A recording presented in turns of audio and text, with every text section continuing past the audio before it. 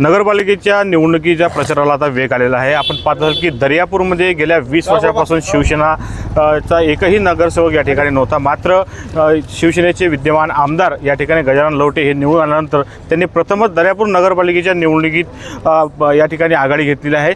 नगराध्यक्षासह या ठिकाणी त्यांनी नगरसेवकसुद्धा या ठिकाणी निवडणुकीच्या रिंगणात उतरलेले आहेत। काय सांगाल, 20 वर्ष झाले एकही शिवसेनेचा नगरसेवक या नगरपालिकेवर नव्हता आणि तुम्ही थेट नगराध्यक्ष आणि नगरसेवक उमेदवार या ठिकाणी उभे केलेले आहे। 20 वर्षापासून आपला बालेकिल्ला आमचा शिवसेनेचा आहे। उद्धव बाळासाहेब ठाकरे आणि आमच्या बाळासाहेबांची आमच्यावर कृपा आहे।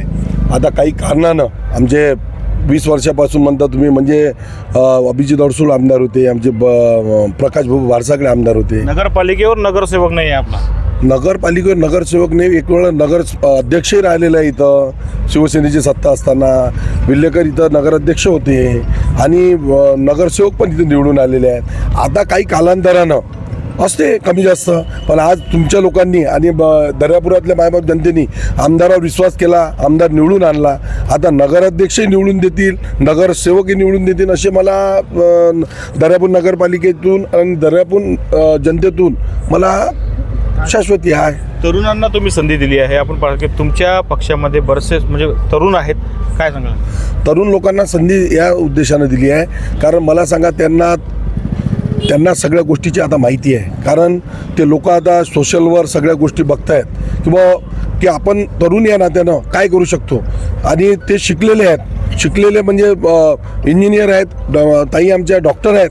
म्हणजे या पद्धतीनं आम्ही तरुण लोकांना संधी या उद्देशाने दिली की लोकांचे जे प्रश्न असतात ते त्यांना सर्वतोपरी माहिती असतात आणि जे आता वयानं समजा कमी जास्त वय असते तर ते त्या पद्धतीनं आता मला सांगा आम्ही या प्रभागात फिरून राहिलो। अगर तरुण लोक आहेत म्हणून हे सगळं प्रभागात एक एक घर फिरून राहिलो या उद्देशानं की त्या लोकांना ते जाण आहे। लोकांचे प्रश्न मांडण्यासाठी सभागृहामध्ये त्यांना आवाज उठवायचा आहे। त्यांना त्या सभागृहात गेल्यानंतर त्या गोष्टीची त्या प्रश्न उत्तराची त्यांना माहिती असणं आवश्यक आहे। कारण कायदे माहिती असणं आवश्यक आहे की आपण नगरपालिकेसाठी काय करू शकतो।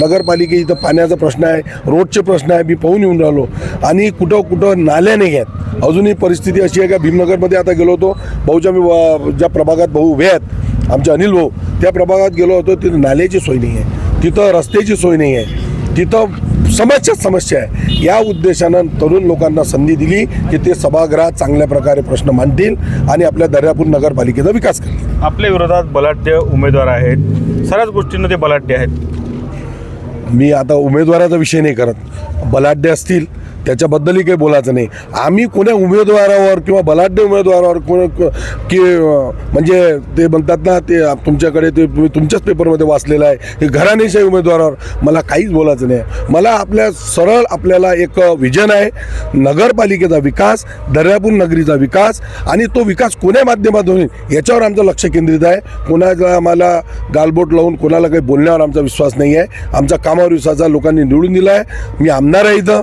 आमदार या नात्यानं मला नगरपालिकेची आणि या दर्यापूरमधील आणि अंजनगावमधील जनतेचे काय समस्या आहे सगळी माहिती आहे। म्हणून मला माझं विजन एकच आहे की आमच्या लोकांनाही सांगणं आहे की आपल्याला काम करून दाखवणं आहे, लोकांवर आपल्याला कोणत्या गोष्टीचे आरोप करणं नाही आहे। अशा कोणत्या 5 मुद्द्याला घेऊन तुम्ही निवडणुकीच्या सामोरे गेलेले आहेत? कोणते असे 5 मुद्दे आहेत की जे रखडलेले आहेत? दर्यापूरमध्ये भरपूर आहेत आता समस्या। समोर मी पहिल्याच प्रश्नात तुम्हाला सांगितलं आहे, इथं पाण्याचा प्रश्न आहे। आता जी आमच्या ह्या साईनगरमधला भाग आणि इकडचा ह्या कुठला हे जे आता ज्या गायवाडीमधली जे आपल्या इकडे हद्दवाढ झालेली आहे, आता साईनगरची भाग जो आहे त्याच्यामध्ये पहिला ती ग्रामपंचायतमध्ये होती, आता ते नगरपालिकेमध्ये हद्दवाढ झाल्यामुळे खूप मोठ्या समस्या आहेत तिकडे। मी काल त्या प्रभागात होतो, तिकडचे रस्ते नाही आहेत, तिकडचे रोड नाही आहेत आणि कुठं पाण्याची सोय नाही आहे। कुठं आम्हाला असं म्हटलं गेलं की आम्हाला बोर करून द्या।